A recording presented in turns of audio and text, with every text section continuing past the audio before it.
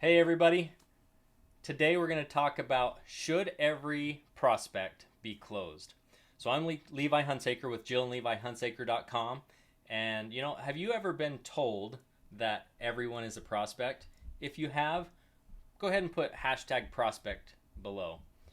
Have you ever sat in an uncomfortable closing trying to convince somebody to either buy your products or enroll in your team? Put hashtag uncomfortable below. You know what? Guess what? Jill and I, we've done both of these things. We have just tried to continue the conversation and tried to always push that conversation towards closing. And let me tell you something. One big thing changed when we stopped doing that. And that's what I want to talk to you about today is what, instead of focusing on a close, focusing on solutions.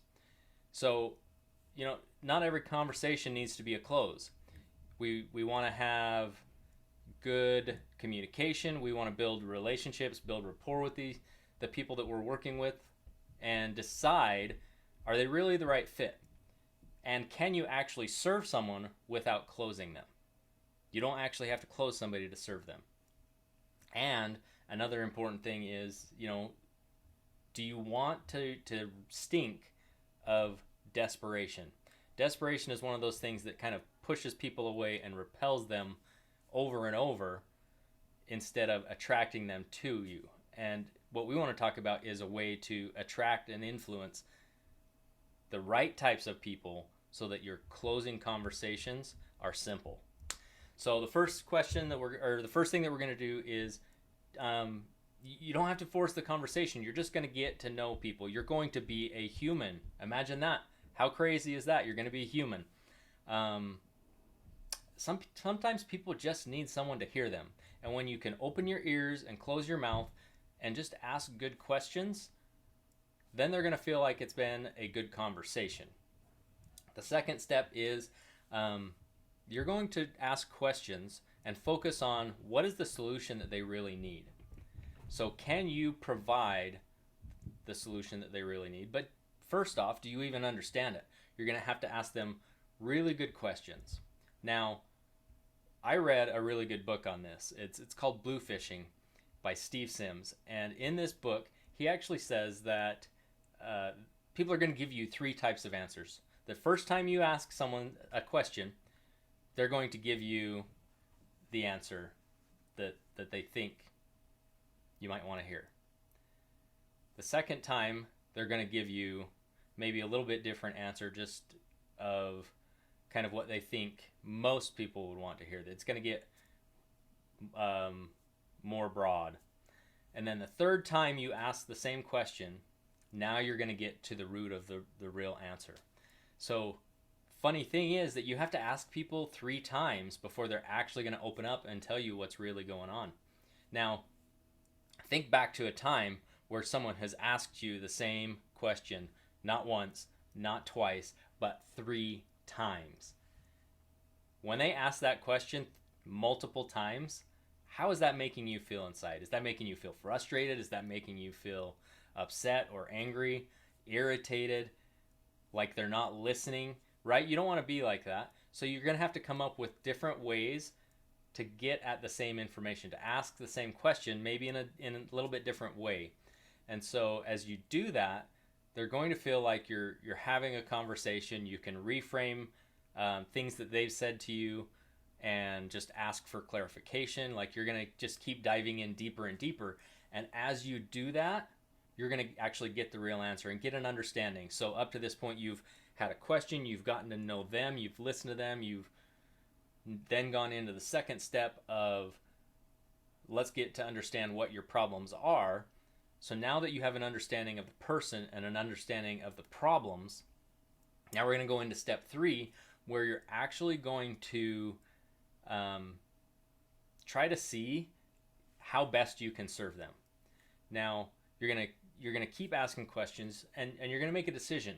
How can you best serve them? How can I best serve you? That's the question in your mind right here. How can I best serve you? And if you're asking yourself that question and you're being honest, you're not forcing the conversation. What if the answer is, well, I don't think I can best serve you. We're not a good fit for each other. Do you have the confidence as a leader to actually tell a prospect that? As you do that, you're not going to have an uncomfortable conversation. They're going to see that you're actually trying to help them and benefit them. Now, there's some great ways to go about this. The first way is to just say, you know what? We're really not a good fit, and I don't really even know anybody that's a good fit for what you're needing right now. It was great talking to you, great meeting you, and I wish you the best of luck, right? That's the first step. Now, the second step, or the second possibility is, you know what? Exactly what I have is exactly what you need. And so guess what? Let's figure out a way to work together. And a third step would be, well, exactly what I have is not exactly what you need, but it might be a good fit if I can create some additional help for you. And so you're beefing up your offer for that person, right? So that could be a good fit. Now, the last one is, you know what? We're really not a good fit for each other, but guess what? This person over here is. Now you're helping them, right? And you've sent them somewhere else. Now, here's a cool pro tip on that, is if you actually build affiliate relationships and you build partnerships with other companies, that maybe exactly what you do is not perfect for them, but you might be able to refer someone, and you can still bring in an income stream from even people that don't directly work with you. And so all of these ways, it's important to know that there's multiple ways to provide a service and to help people without actually closing them. Sometimes you close them, sometimes you refer them, sometimes you get paid for that referral, sometimes you don't.